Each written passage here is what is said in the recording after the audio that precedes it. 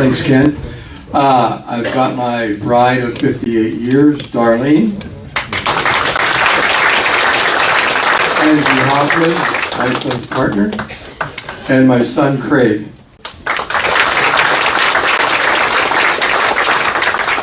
We are going to have a question and answer period after this, and I told Ray earlier that he wants to take a seventh inning stretch part way for you to get up for a minute and do that. He will announce that. But Ray is a good friend of many of us. He's from Cedarburg. He's spoken here 20 years ago. It's hard to believe. Was anybody here at that time? You remember that? No, look at that. Sorry. And about 8 years ago, we had a panel of some veterans, and he spoke then. But so many of you are new. You've not heard his story here. He's a regular attender. And Ray, we can't wait to hear now for you to relate this. We got a packed hall for you. Yeah, Paul said turn off your phones. That would help us. So anyway, Ray Ronchetti from Cedarburg, take us back to 50-some years ago and share with us. Welcome back. Thank you. Before I start, I have met today so many helicopter pilots, or rotor heads as we're known, and crew chiefs and gunners. And if you just stand up for a minute, you guys deserve a hand as much as anybody else. So, and also anybody that flew fixed wing, Sandy, although we did it the hard way without wings, you should stand up too.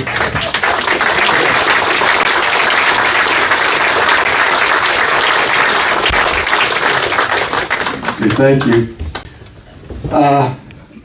I flew for two different units when I was in Vietnam.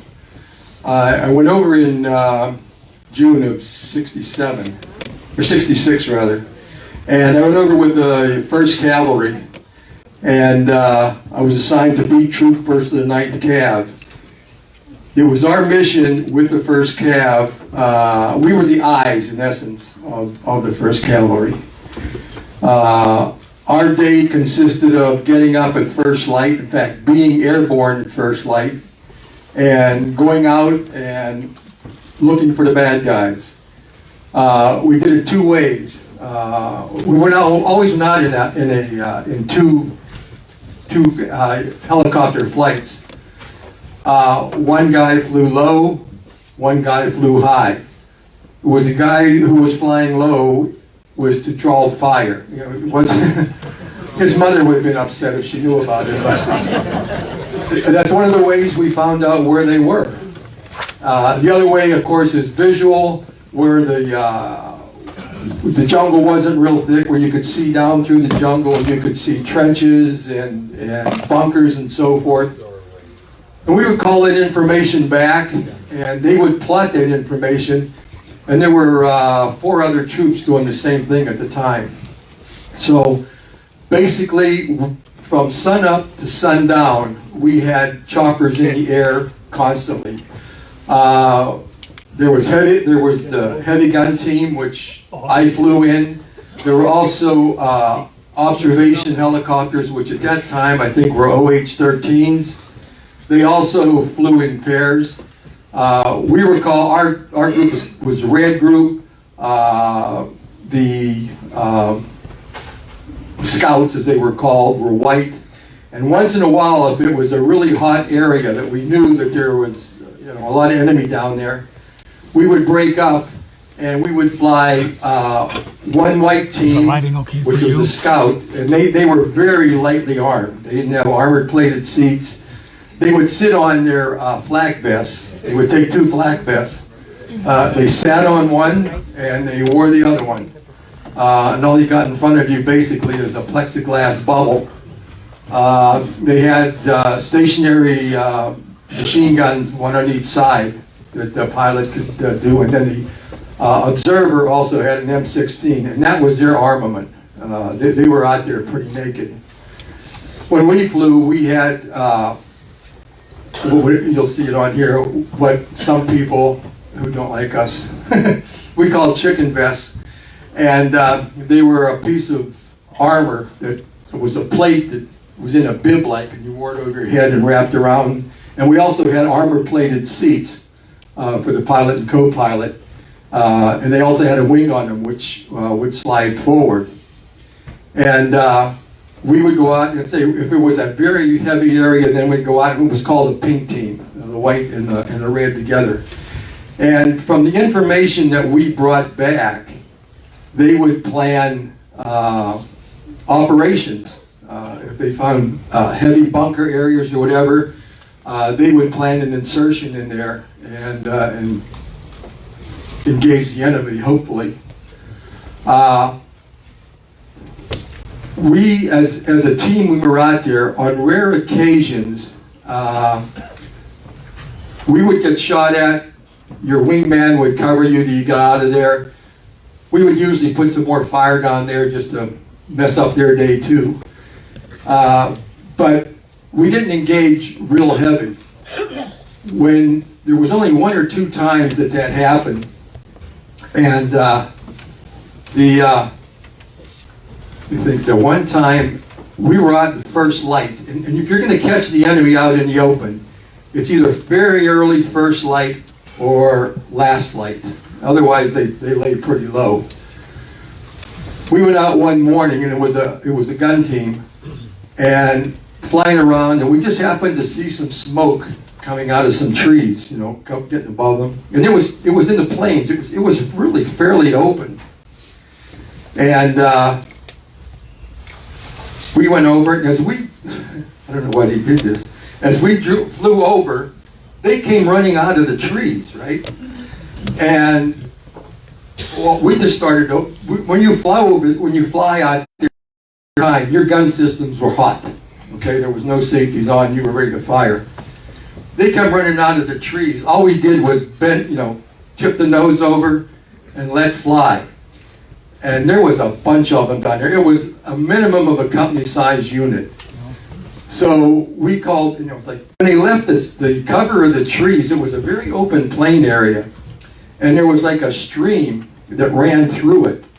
And from the monsoon season and so forth, the erosion that took place, the top of the creek was very narrow.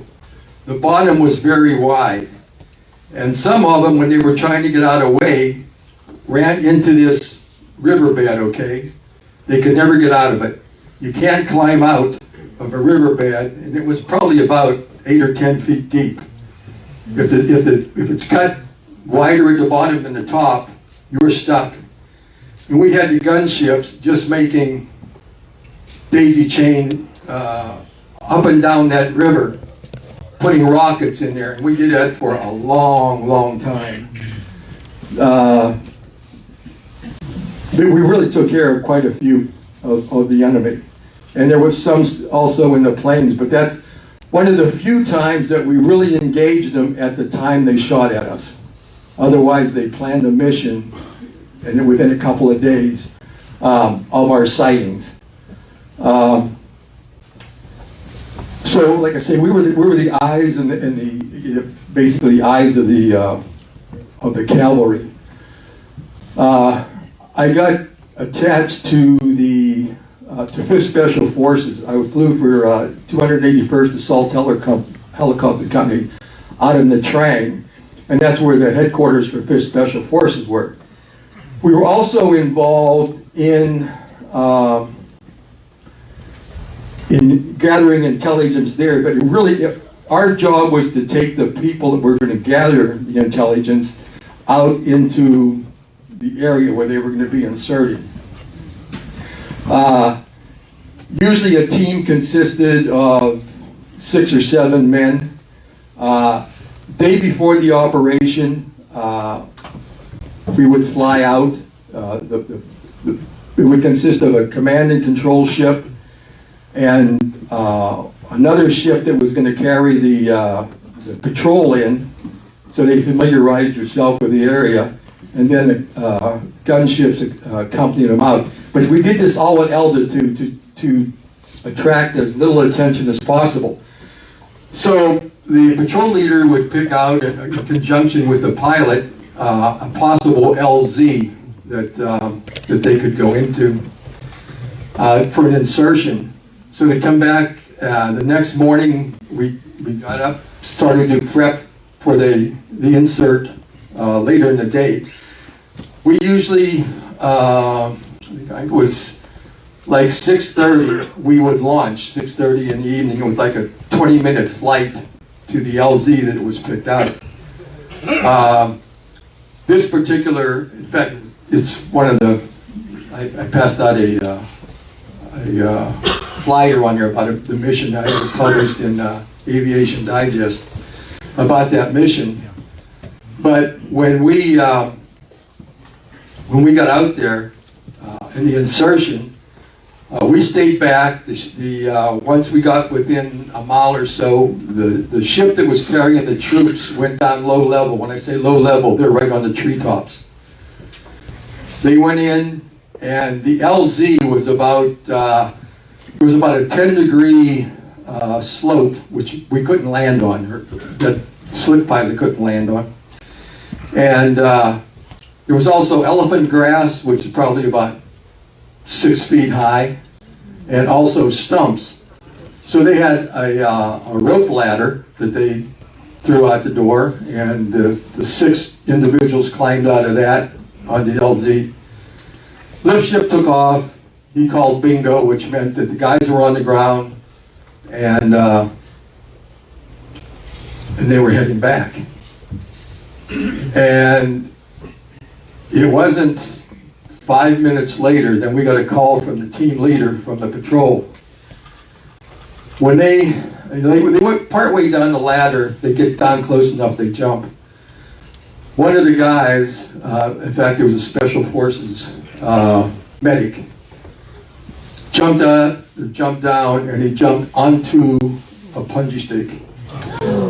And the punji stake went up between his legs and out his stomach. So they called and said, we need a vac. We need a vac right now. So we turned around, and the problem here is the CNC, the command and control ship, and the 3 gunships. And we went in with a heavy gun team because that was a very, very heavily traveled Viet Cong NVA area. So we went in with a lot of gunpowder. And we were the only ones that had a fuel tank, a full load of fuel.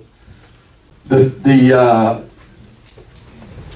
ship that went with a partial load, they went in with enough fuel to get out and back in a 10-minute reserve on there.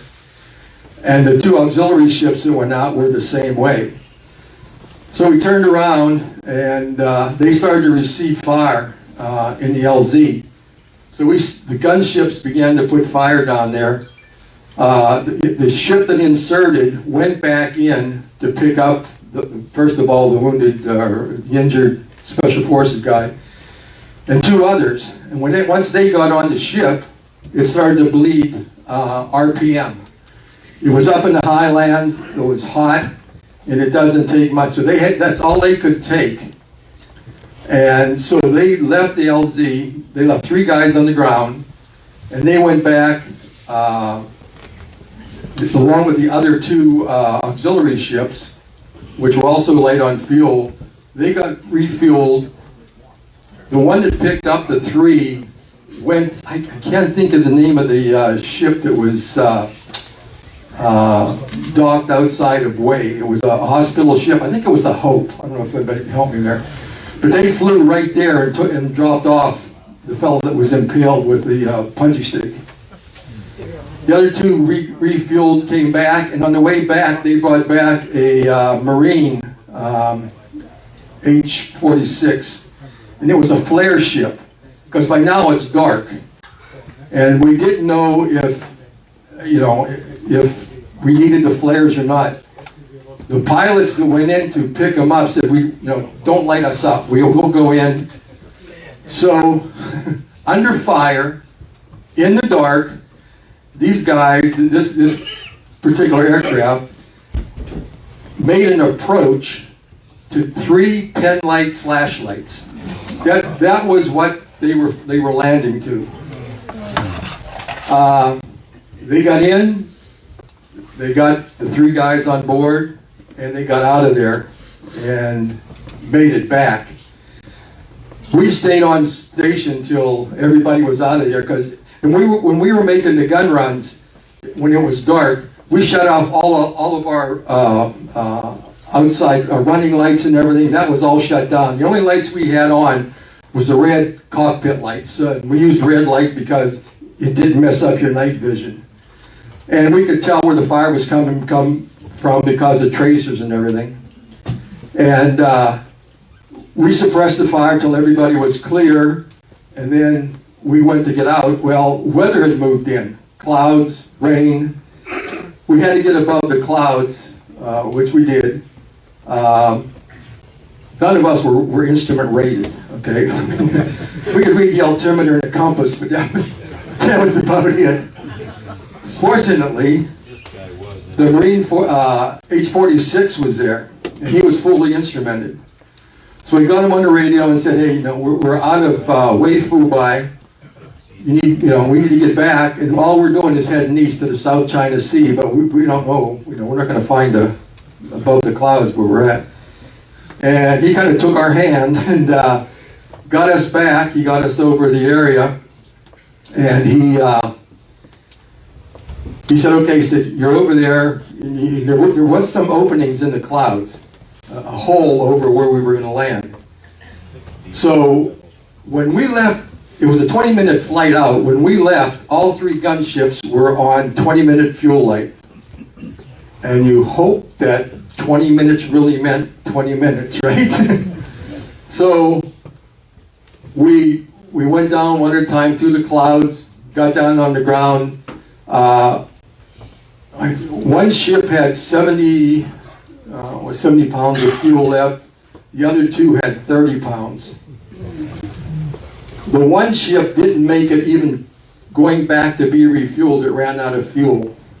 They had to bring the truck out to refuel him. That was a very exciting night, I gotta tell you. But everything worked out. The fellow that was impaled by the bungee stake recovered. He had no problems going forward. But it was a hairy night. But the pilot that made that approach under fire in the middle of the night, and the fire was intense, to three small pen-like dots was quite an achievement. So, and I've got some slides to mix in. When I got to ONK, they said your gun pilot's hooch is up on the hill, and I was a little disappointed. There are no flowers. It needed paint, and the screen door wasn't real efficient. So it wasn't the Air Force. No, they had beds and mattresses and stuff. So that day I went in and they got all the information needed from me, and you had to take a check ride, so I took the check ride.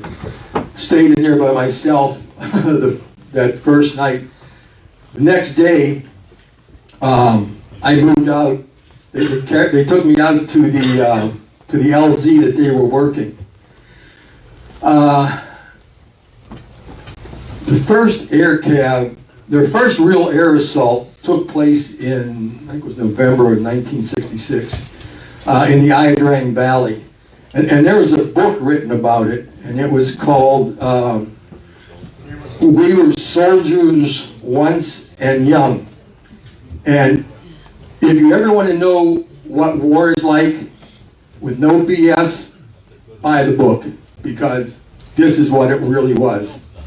It was written by General Helm Moore and also Joe Galloway. Galloway was assigned to them when they made that insertion into LZ X-ray, and he was a journalist. They inserted 450 cavalrymen against 2,000 regular NVA soldiers. when they landed, basically, all hell broke loose. When I got there, they were, my first mission that second day, they went back into the Iadrang Valley, and we were going to work that again. And it was nothing. I mean, compared to what these guys went through, it was absolutely nothing. But when we went down there, we had our base camp set up right outside of Pleiku, which is in the Central Highlands. It was probably about 3 or 4 miles from downtown Pleiku. And we would get up in the morning, fly down to the Special Forces camp at Plaimee. We would land there and then work all of our operations out of there and then come back at night, back up to Pleiku. They had H-34s bringing, the flying cranes, I think that's an H-34. They had them bringing in fuel blivets, and they would set that down near the runway at the Special Forces camp. And we'd come back, that's where we refueled. And then at night, we would return back to Pleiku and then come back in the morning. But compared to what those guys did, we had nothing. We had a skirmish here and there, but really it didn't amount to much. Next one. That's our shower. And that was Kohler stuff, I think. The shower head and stuff. It was hot. That's how our water got hot, the sunshine. But you filled up, took a bucket up there and threw it in there and took your shower, and then you could take your flight suit in and wash it or whatever you had to do. And this was back in on K. I recognize that guy.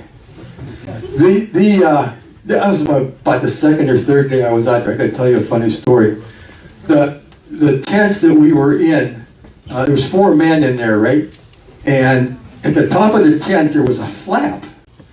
And the flap was, if you needed to put a stove in, the chimney came up through that flap, right? For smoke. So, and we slept on the empty rocket boxes, which were about yay high by whatever. And we laid those down, we put our air mattresses on top of those in our sleeping bag, and then we hung up our mosquito nets. So it was my first or second day in the field, and I'm about as relaxed as a cat in a room full of rocking chairs. And middle of the night, and I don't know what time it was, something jumped on top of me. Scared the H out of me. And what it was a civet cat that climbed up our tent and fell through the chimney hole and fell on top of my mosquito net and on top of me. Oh my God. Everybody knew, everybody was up because I woke you on big time. And around each of our tents there was also a bunker in case we got mortared. And the aircraft were spread out around there, and that's where we would take off on our missions. This is the Plaimee Special Forces Camp. And it was, let me think here, southeast. It was south of where we were at in Pleiku. But we'd leave in the morning, come down here, stage our helicopters and so forth. It also had a fixed wing strip where they would bring in supplies to the Special Forces. They worked in conjunction with the mountain yards. And you can see the mountain yard village here. Right here. That's a yard village. And they were part of the complement here. This is all concertina, barbed wire around here with claymore mines. And all this is all clear cut for fields of fire in the event they were attacked. And the siege on Plaimee was what predicated the LZ X-ray operation. They attacked there. When they left, they went back towards the Chupang Mountains, and that's when they set up the operation to go in LZ X-ray and LZ Albany. So we would work out of there. And next, And this is your gate there. It says Playmate Country Club, members only. I forget what, something about a good VC's a dead VC or something. Some kind of really welcoming sign. But that was the entrance to it. And you can see all the barbed wire and everything. Nothing attracts kids like an army. These were kids from that mountain yard village. And of course, the GIs, they give them food or whatever these kids were fantastic. And that's one of the little guys there eating the fruit cocktail, which was the best part of the sea rations. Okay. The crane is bringing in the blivets that contain JP4, which was the fuel that our helicopters used. And it was all, we would gravity feed from those into our choppers, and they would come in every day and take out the empty blivets and bring us new ones. Again, feeding some more the mountain yard kids there. That's Sandy, a caribou, right? I think. Yeah? Okay, buddy. And this is, so they would bring in this cattle to drop them off there. I think they went to the yards, I'm not sure. But they would spray and paint on each animal, because he made rounds to several different special forces camps. So they would write the name in paint on the cattle as to which camp you dropped them off on. They really stunk up your plane, Ray. That's experience talking, Sandy. Okay. Again, this is the aircraft I flew here. I had the only, what they call the hog. And on this one, I could carry 48 rockets, 24 on each side. If we were in an area where it was very hot, temperature-wise, and a lot of elevation, we would take 6 rockets off each side, because you could build those pack up to whatever you wanted, up to 48, which enabled us to better, be able to take off without doing something stupid. So I was the only one that flew the hog there.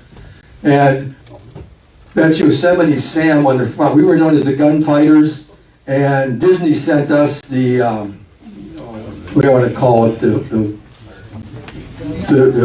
decal, yeah, for Yosemite Sam to put on the front of our choppers. And we were in B Troop, and B, this is a box, so that's B Troop. If it was a triangle, it was A. If it was a circle, it was C Troop. That's how you identify who was who. Some of us were smart enough to know where our aircraft were. Others needed help. Jerry Smith, right here. Jerry showed me, he said, I got to show you this. He said, this is a poster. He said it was online. And on the poster it said, all helicopter pilots must be accompanied by an adult. I mean, come on, really. Really, yeah. Yeah, 2 adults. Okay. One of the guys coming back, and I think that was a slick, they were coming back from Mission River, and they shot this peacock. And this was still a plain meat. So we gave it to Special Forces and said, we'll cook it up, and you guys come on in and eat it. And they did. They cooked it, and if I had a choice between that and the Michelin tire, I would have taken the Michelin tire. No, seriously. I've never eaten anything that's that tough. Oh my God, it's terrible. Okay.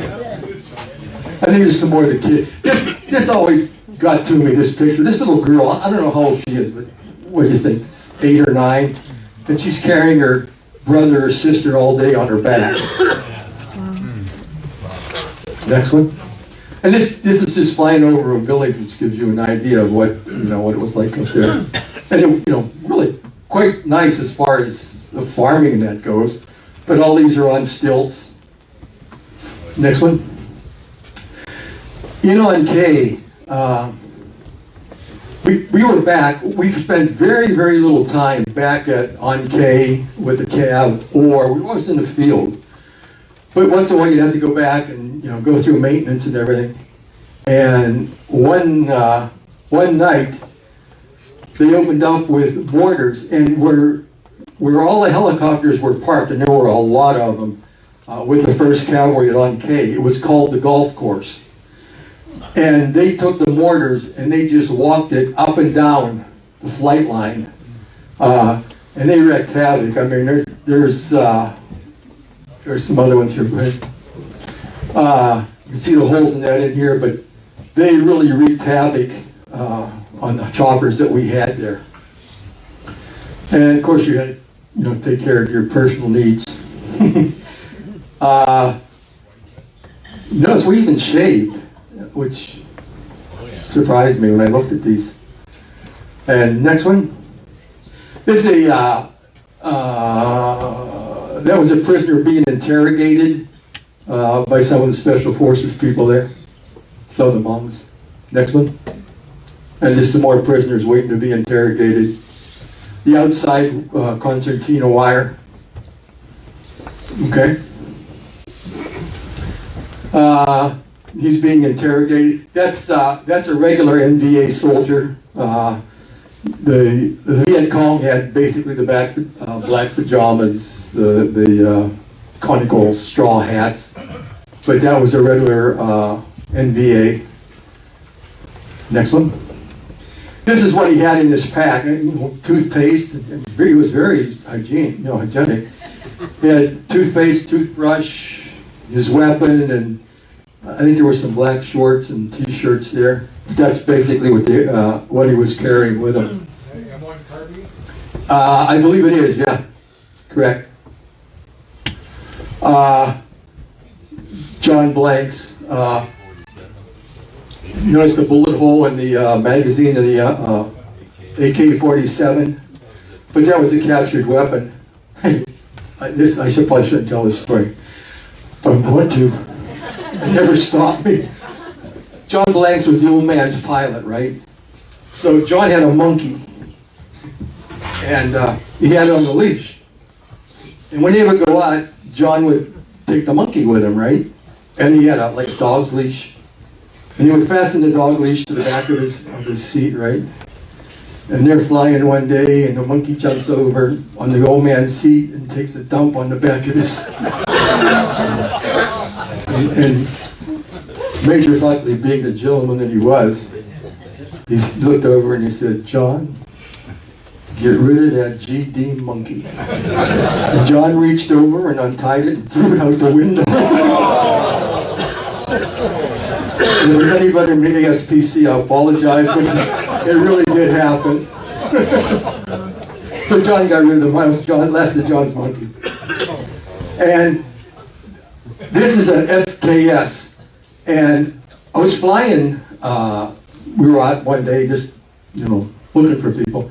And this guy, this NVA soldier, walks out of the wood line with this over his head, right? He wants to surrender. So I called the old man. I said, "You might want to get a squad out here and pick this guy up." So he did, and then he gave me the rifle, which I could have brought back because it was a bolt-action rifle. But when we went back at a later date to on K, rather than take that rifle back because I had an M16. I left it back there, and I didn't put it in the armory. I just left it back in the tent, and that was the last I saw of it. Somebody helped herself to my souvenir. But it was kind of neat because it had that's a folding bayonet there, and you fold it down under, but it really was kind of a neat weapon. But I didn't get to keep it. And my wife would say I have too many guns already. Right there. Okay. Some of the armament that we had, okay? These are 2.75 rockets. We basically use two warheads, primarily high explosive. But if we had We had a mission, for example, that they found some hooches or whatever, up, camouflaged up in the area. We put white phosphorus warheads on them. Maybe on one side would be all white phosphorus, on the other side would be high explosive. Thing about it was, when that white phosphorus blew up and touched one of those hooches, they were gone. I mean, they burned it right up. So on mine, like I said, on this particular, we must have been in the Highlands because I've only got 18 on each side. Otherwise, I'd have another pod down there. This is this is the tail end of that rocket. This is the gun sight that you would look through when you were firing it. And we're making an attack on some village. You can see some of the smoke and everything down here. This is all white. I don't know if that was white phosphorus or not, but you can see the difference. This is HE, high explosive. You don't get the white smoke. This is all dirt and dust and everything in those explosives. But this is the hot end of that rocket that was just fired going down range. And like I say, this is the site. Okay? Who showed me that picture? Okay.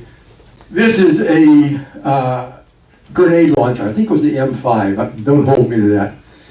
And it was a beautiful weapon because it was really, really accurate.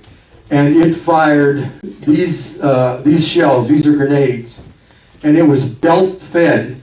So there was a belt that went through between the pilot and the co-pilot to the back where they had all the grenades. And then it was, as they fired it, it was just fed up and through. This gun was elevated, and it also could rotate left and right. And it was a beautiful weapon.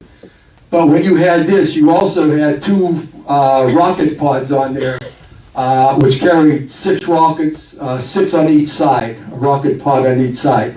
You could dial in what you wanted to fire. You could fire, and you always fired in pairs. You couldn't fire one side and the other. If you fired one, it was one out of each side. But you could fire 1, you could fire 2, you could fire 4, you could fire 6. On the one I had, theoretically, if I hit the pickle button, I could fire 48 in concession, which I never did. I wish I did, though. That sounds like fun. Take care of business. Yeah, hello. Next one. Minigun.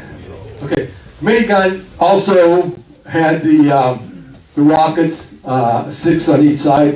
A little different makeup on the rocket pod. In the aircraft, if you had a minigun, there was about a 1/2 inch thick steel open container that sat between the pilot and the co-pilot. If you got shot down, you were to take, and each one contained 2 thermite grenades. You would take that thermite grenade, 1 on each gun, set it off, and it would melt right through the barrels. Because if Charlie got that, theoretically, all he has to do is stick a stick through there and turn it, and he's got a minigun.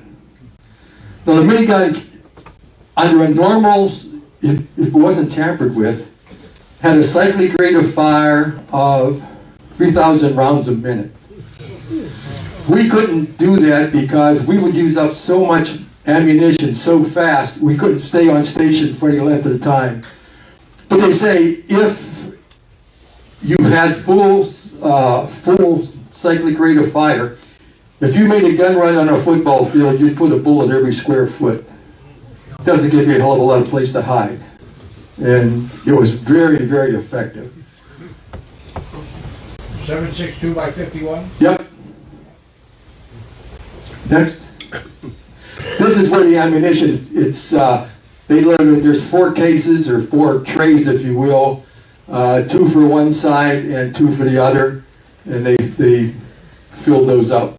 And it was the same, basically, it's the same feed trays and everything, whether it was a conventional 2 machine gun setup that I showed you before, dual machine gun, or if it was a minigun, it was the same feed system. Jamming issues? Once in a great while there was a jamming issue, and I will tell you, the gunner or the crew chief would unbuckle himself and step out on the outside on the pod and correct the problem. Yeah.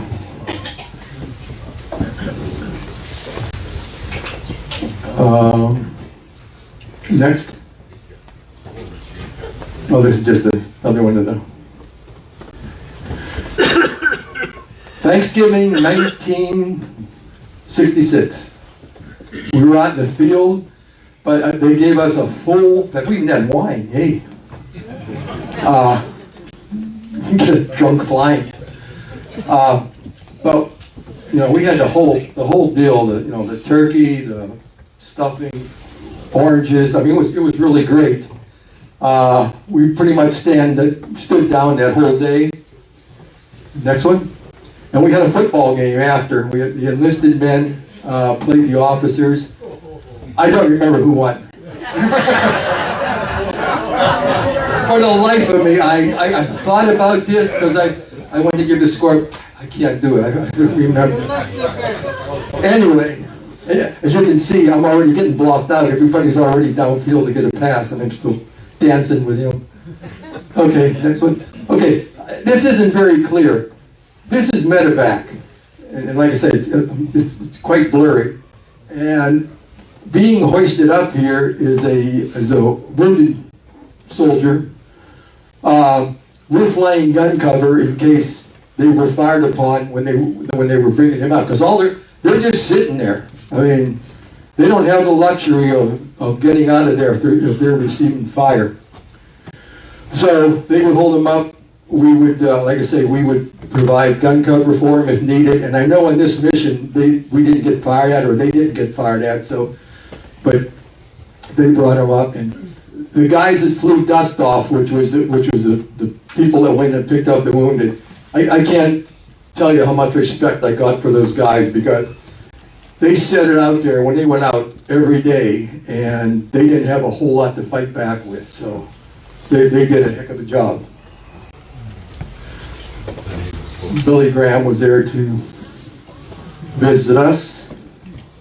I did Billy Graham. Some of them had like Raquel Welch.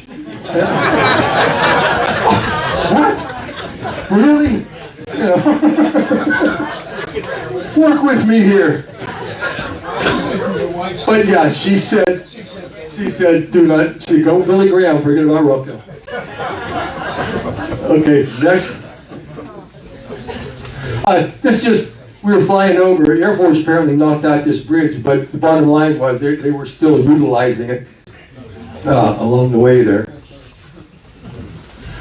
A friend of mine, Leighton Hasselgrove, we went all out to decorate for Christmas. I mean, we all checked in 35 cents and we bought all the decorations. And he was a good friend of mine, and I can tell you a quick story. When I got back from Vietnam, I went to Fort Rucker, was stationed down there, and was teaching gunnery, aerial gunnery. And about 2 months later, Haas showed up, right? And he was assigned to the same unit. And he said, I had a night flight coming up that night for night landings for new pilots. And they said, take Haas with you, because he's going to take over one of the flights and show him, the procedure. So we went on, took off, and they had none of those smudge pots they used to have along the road. They had oil in them, and you'd light them. They were about yay big. They would light those up in an LZ, and we would land in formation, and it was a very, very loose formation. So we got out there, and before we took off, I said, hey, Haas, I said, these guys, they're still in flight school. Don't really take your hands off the controls. I mean, let them go as far as they can, and if you need to intercede, so be it, right?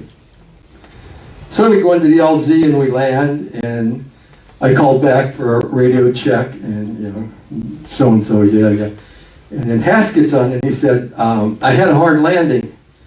I said, get on, check it out, and let me know what it is. He says, it's probably a little harder than that. He said, why don't you come on back? He just about took it off the skids. He let the kid drive it or fly it right into the ground. And it broke the skid mounts, and the body of the helicopter was turned. The rest of the flight went back, and him and I had to stay there till accident investigation came out, and they came out and took this is like about midnight, I think, when we got home, and they had to haul the aircraft out. I says, Hass, come on, work with me here. But, good man. These are, obviously bodies here, mountain yards. I don't remember what the situation was here. They were coming back from a mission. I don't know why they would bring these back, but they did nonetheless. It's just SKSs and next AKs. Up in the Highlands, this is still a good landing because he walked away. That's how we judged it. Yeah. Yeah, not this one. This is also up by Pleiku, and it was the middle of the summer, and the area we were working out had barbed wire, concertina wire strung around. And this wasn't one of our ships, by the way. And in order to take off, but you're really hot, and if you got a full load on, you just couldn't pick it up. Okay, you had to get almost like a fixed wing. You had to pick up speed on the ground and then transition into flight, right? Well, he didn't transition quick enough. And what happened was his skids caught the concertina wire and they crashed. So this is one of the crew chiefs, and he did hurt his back, but basically everybody walked away. But you had to be very careful on hot days up in the Highlands, how much fuel you carried, how much ammo you carried, how many people you carried, because it certainly affected the handling of the aircraft. Next. And he wasn't the only one. This is not, I don't know if anybody got hurt in this one or not, but I mean, it tore the transmission, and same situation though, they got tangled up in the barbed wire. And this also wasn't one of our aircraft, by the way. Just to be clear. But yeah, that was really a bad crash there. And remember, if you're not flying and you're bored, you go shoot something. So, and next, and door gunners blow, wasting Uncle Sam's ammo. Two guys I graduated with, Pete Peterson and Al Jones, and they flew for ARA. ARA was aerial rocket artillery, and every one of their ships were armed with 48 rockets, and in functionality, that's what they were. They were the aerial artillery. If at night, for example, if we were mortared and they had a counter fire and they could locate where the mortar tube was and everything, these guys would launch and go and blow it up, hopefully. But every ship in their unit was armed the same way, all with straight rockets. Jerry Wright got his Purple Heart. Next. And he celebrated. And he passed the bottle around. He was a very nice guy. Yeah. Flying to a degree was hours and hours of boredom, but punctuated by minutes of stark terror. And we were working in an area here. Bottom line, these guys are going to be up next to fly, but there's nothing to do unless a unit came under fire, they needed fire support, then they would be up and they would be launching.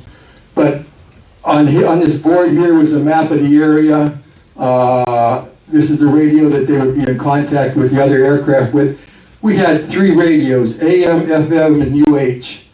And I don't think I'm going to get this right, but I know the FM we made contact with the ground troops, with the people on the ground, because they all had prick 10s with them, FMs. So we could communicate with them. And then the UHF and VHF, I'm not sure how it worked. One of them was aircraft to aircraft, and the other radio was like aircraft to base or headquarters. So we actually had three radio systems in there. Next. I don't know why he landed there. And apparently I did too, but I don't know. Just bored at night. Played. I never did learn how to play chess though, for whatever reason. This is going out on a mission. This would be my wingman. And we would go out at altitude till we got to the LZ, or the area of operation. And when we got there, we would take turns.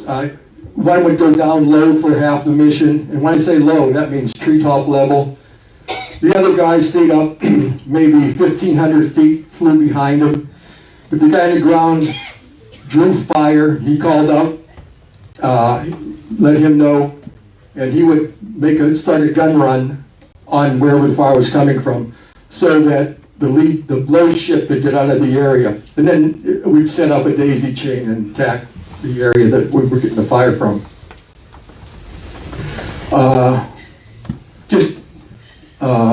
Again, one of our out camps, or tents, and we go out in the field for maybe 3 weeks at a time, and then we'd come back, get cleaned up, get clothes washed and stuff like that, get the aircraft worked on, then go back out into the field for another 3 or 4 weeks. And we all had bunkers in case we got mortared. When I was over there, we never got mortared here. We got mortared back at base camp. I'll tell you another funny story. We got mortared with the first cab, right? So I went down to 5th Special Forces in the Trang, right? So I get down there, and they said, "Oh man, you're gonna like it here." And they didn't have tents; they had regular BOQs. I mean, beds, and we had house girls to take care of our laundry and stuff. And I said, "Man, you're gonna really look at. We have a house downtown. So wow, it's gonna be neat." I think I got down there twice, but that night. We went over to the officers' club, a beautiful officers' club. There was a mess on the bottom, and there was a nice bar up on top. Man, this is all right. Went, had a few sodas, and went back. And about 1 o'clock in the morning, all hell broke loose, and sappers came through, and I've got some pictures a little further on than that. But sappers came through the wire, right? And they had satchel charges, and they walked right down the side, down the flight line. They were throwing satchel charges in the aircraft. I mean, we suffered big casualties, right? And then on the way out, our BOQ was right next to the flight line, so they machine gunned the BOQ, right? Nobody got hit. Everybody got scared, and then they were gone. And the guard posts were supposed to be manned by South Vietnamese soldiers, but somehow the sappers got by them, and the area outside the wire was wide open. I mean, you should have been able to see them coming. No doubt about it. Next, this is a grave. They were buried. We were at sea level, so you couldn't really put it in the ground. So they did this, and so Jim decided to use it as a shaving stand.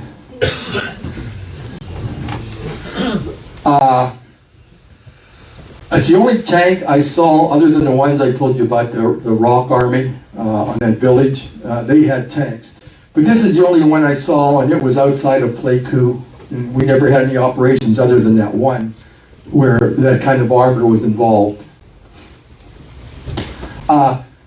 This is interesting. These are fish traps. And the fish go up, swim up, and they get caught in these arrow type things, and that's how they harvest. That's how they harvest their fish. We were out doing the high-low thing, and it was we had some NVA in the dugout, and they were going to bring in the infantry. We called back and they said, well, we're going to bring out the platoons. Okay. So we were going to stay there. We were staying there until they got there. Well, in the meantime, there was a village right next to it, rice paddy, and we could keep an eye on the bunker, so we were flying around the ice paddy, and it came in low level, right across the ice paddy, and there was spider holes down there. Spider holes were where they dig a hole in the ground, and the enemy's in there, covers it with, covers the top of it up when either the ground troops show up or a helicopter, wherever it goes by, they pop the lid and they open up on you. And that's what happened to me. As I went by, they opened fire. Go to the next slide. What one of the bullets did, it went through in front of the co-pilot, and then this is a metal divider right here. And the bullet went through here, and the shrapnel from this hit me in the face. And then, ironically, the bullet made a black line all the way across the windshield, around the other side, and expended itself in the door jamb.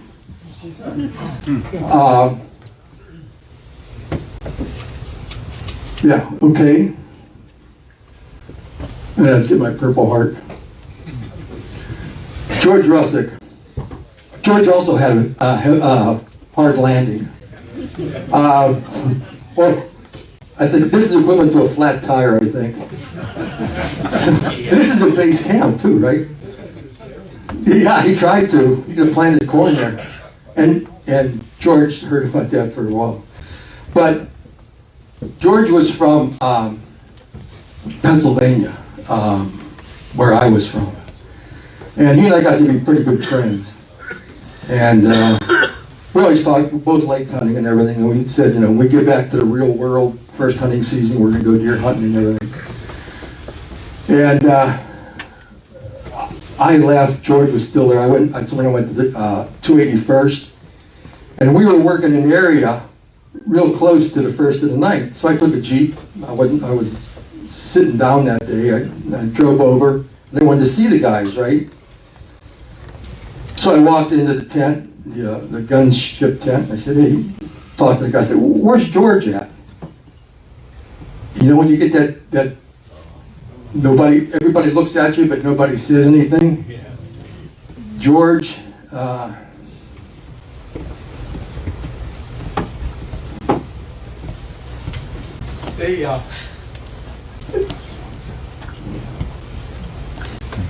he got shot down, and they received ground fire, and his Huey actually caught on fire. And they said it was burning really intense. They crashed into the jungle there. Nobody survived. And it took them 2 days to get back, because it was really a hot area. But they finally got in there, and they got him out 2 days after they had crashed. So, but he was a good guy. Next. And that's taking George's hard landing back for repairs. That's like Herman's truck. This is what low level means. Very close to the ground. And there's, obviously there's, I'm covering him, whoever that is. I don't know who that was. But again, he's flying around, maybe looking to get some fire from the village or whatever. But that's all low you can get when you're in an area like that. This is Da Nang, or the Trang rep, the Trang, which is where 5th Special Forces headquarters is located, from the air. It was a pretty big camp. They had a beautiful beach. Okay. And the South Vietnamese flew the fixed wing out of there. Yeah. Yeah. That was a really good plane for close-in air support in Vietnam. It really was a very good plane. But then it had wings on it. They could fly it. Headquarters, 5th Special Forces Group in the Trang. Next. This is a display. This is what I told you about, Jerry.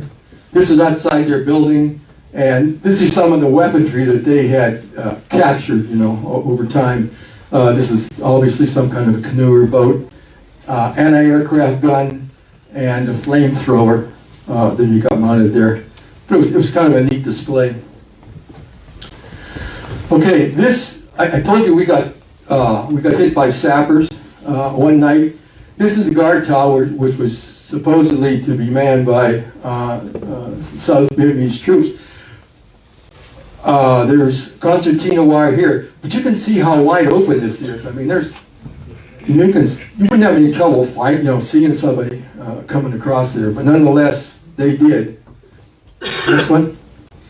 This is what happens when somebody throws a satchel charge in your aircraft. You remodeled it, yeah. Next one. Another one's blown out from the bottom, the skids. Right outside the wire there that I showed you all out in the field, they ran a recon school, the 5th Special Forces did, out in the Trang.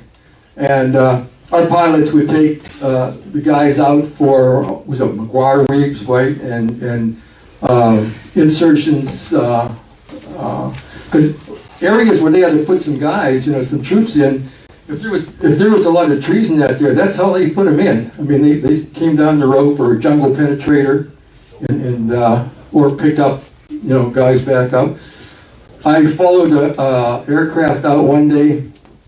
That it was a slick UH-1D that picked a guy up out of the jungle, and it was on a ladder. They dropped the ladder down. They drew fire when he got on the ladder, so they didn't have time for him to sit there, have him climb up into the aircraft. He hung on that ladder all the way back on the flight, all the way back to camp, swinging on it like a pendulum, holding onto that ladder. It's another one with a satchel charge.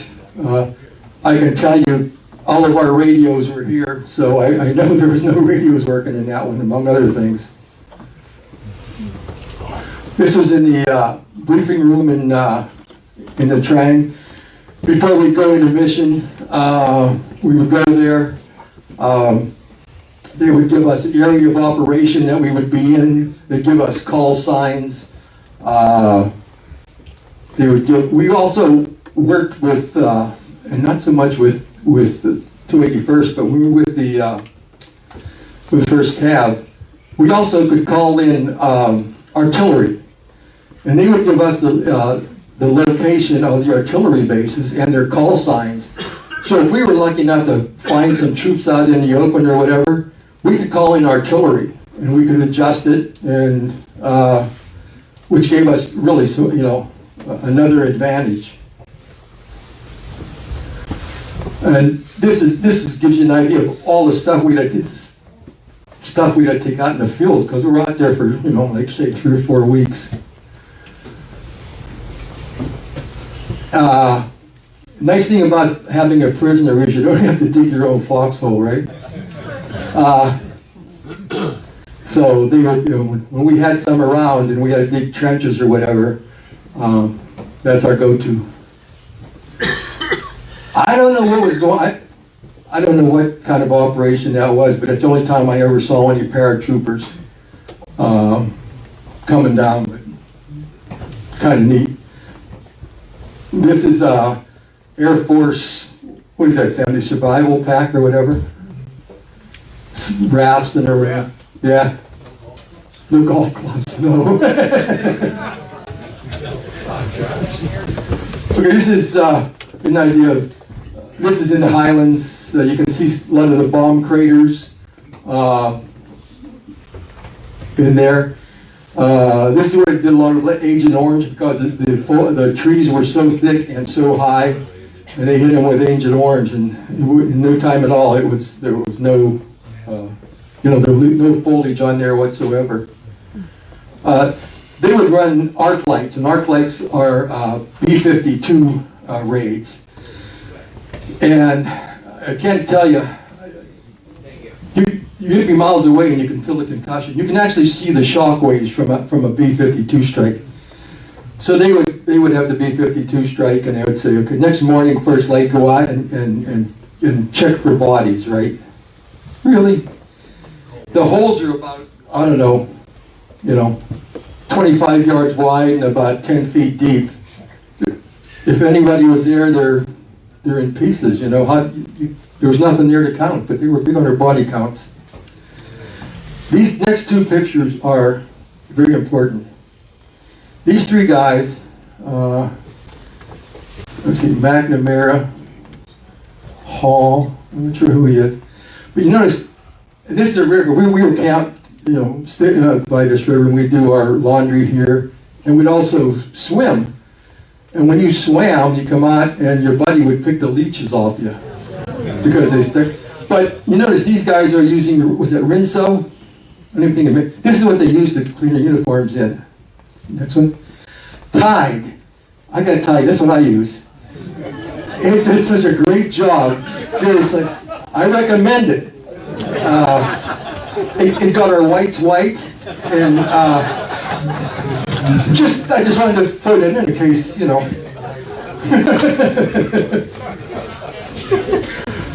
Next. McNamara, his name, and his crew chief, he's all proud of that bullet hole. We get a lot of static about that. We were just putting some rocket fire into a hill mass here that overlooked our camp. This is Mad Minute, and everybody, at night, 1 o'clock, 2 o'clock in the morning, once in a great while they would have a Mad Minute. And everybody would take their weapon and go and shoot it outside the wire. And you can see some ricochets here and all kind of things. But that's what, and right here too, I can't figure that one out. But that was a Mad Minute. I don't think it ever hit anybody, but there was Special Forces. This is a mortar team. In here was they stored their ammo. Here they've taken it all out and set the powder charges. They got them setting here. They take, this is your mortar tube. They just take the mortar, drop it in, it hits a pin on the bottom, and then it sends the mortar on its way. And there it goes. And there's where it's hitting. And there's a chopper up here directing fire. Apparently there was some activity up there. So he called in the mortar fire, and he was adjusting it, accordingly. And this is the wolf pack. This is the other season that's in Vietnam. The monsoon season. I bet you these clothes are still hanging and they're still wet. That's serious. It never stopped raining. It was unreal. And I'm not smart enough to get out of the water, right? Beat you to it, John. This is a Kohler bathroom, occupied by two, and somebody next in line. And when we were in On K, back in On K, it was kind of in a valley, like it sat down low between the hill mass. And you go down in the morning to the mess tent to have breakfast. And they had these, latrines like this, but they were long. And what's in there is a 50-gallon drum cut in half, right? And it's just slid under the hole. So you go down in the morning and to your cup of coffee and powdered eggs. And they would pull these cans out and pour JP4 in them and light them.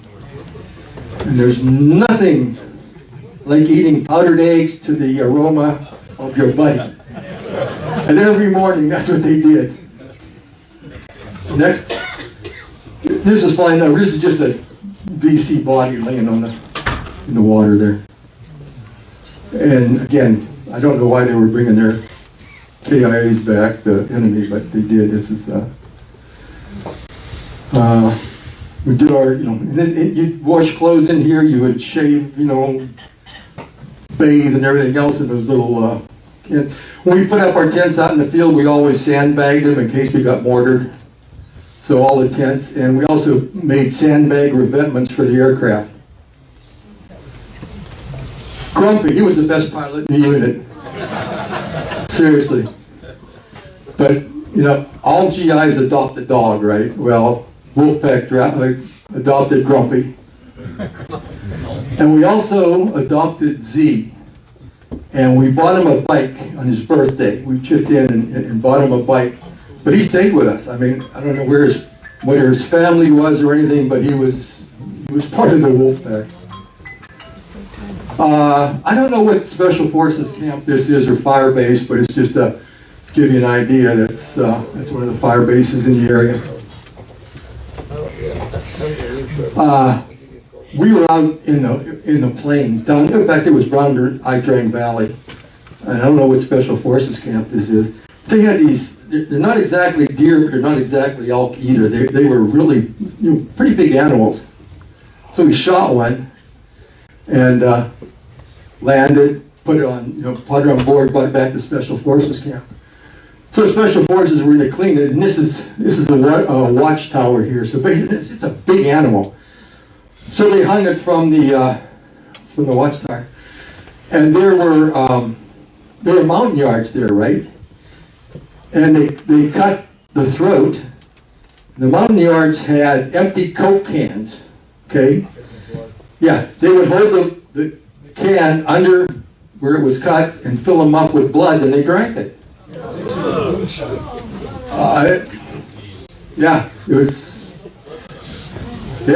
It was weird.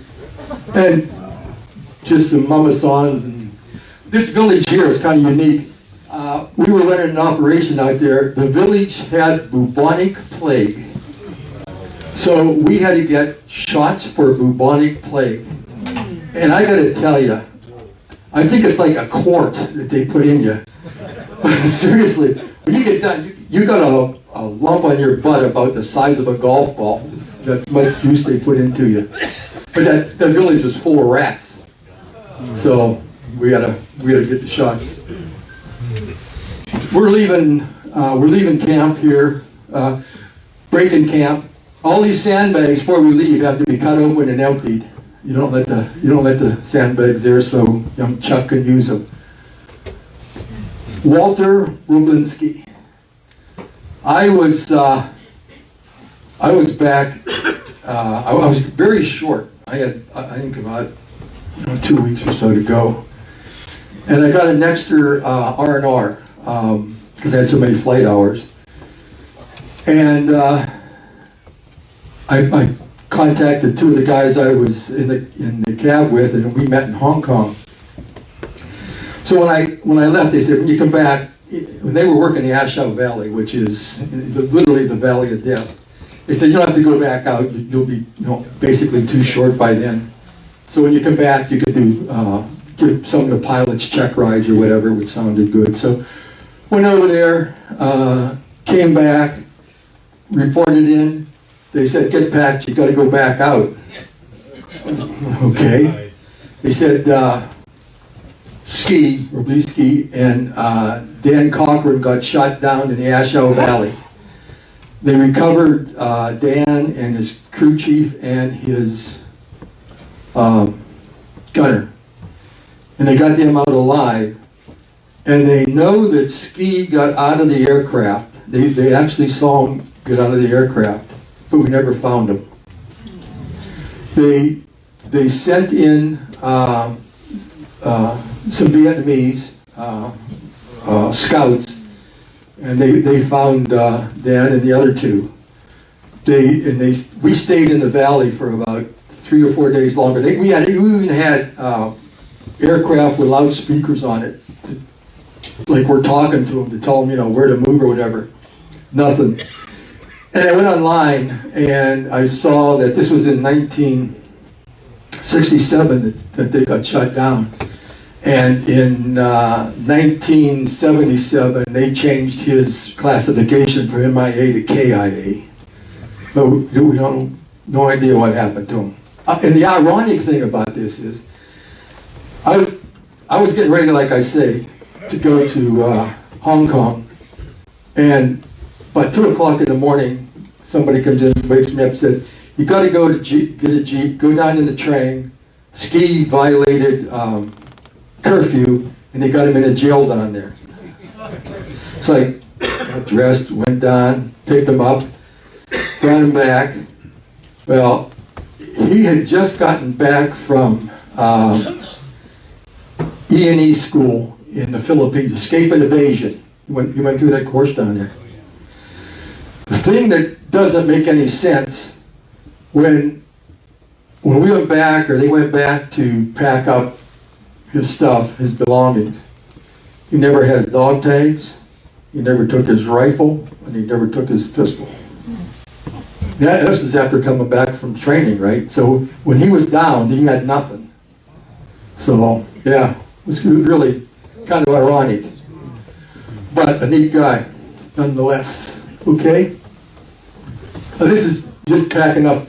When we go in, for 3 weeks, there's a lot of equipment involved in that. And, it all needs to be set up and then all tore down and the sandbags emptied and so forth.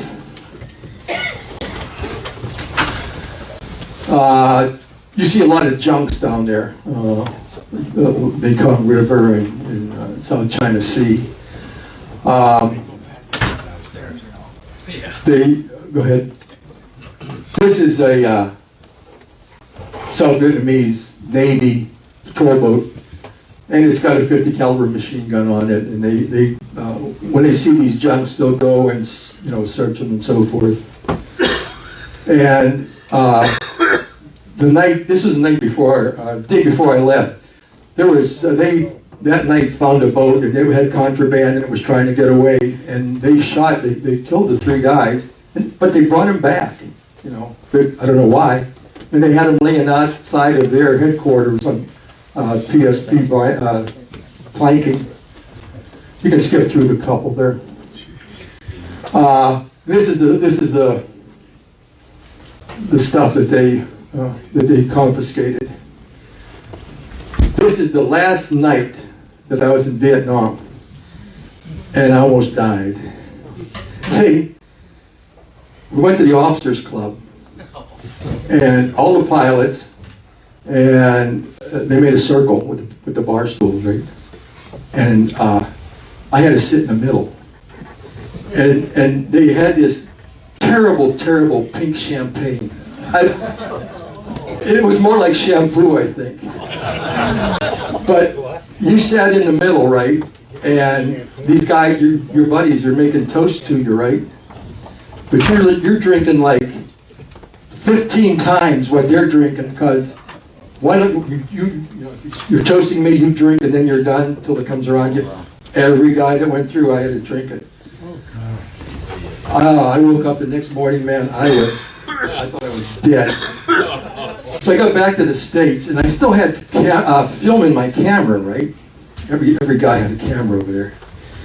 And about 2 months or whatever, when I got back, and I thought, man, I didn't think I took that many pictures, but whatever. So I got the slides back, and they took my camera because I apparently passed out. And I was in the shower, and they had my hair, they were holding my hair, and they had a garbage can down, and I was apparently throwing up in it. And they brought all those empty champagne bottles, and they put them in my room. Okay? And it's like 85 degrees, and you wake up already sick to the smell of stale champagne. Bad. Not good. Not good friends, yeah. So, that's my story. If anybody has any questions?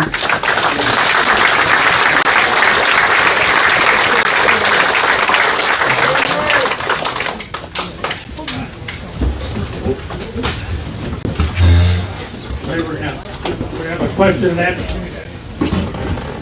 We're going to have a question and answer period. We have limited time, so make it fast and make it quick. Ray, how'd you get your second Purple Heart?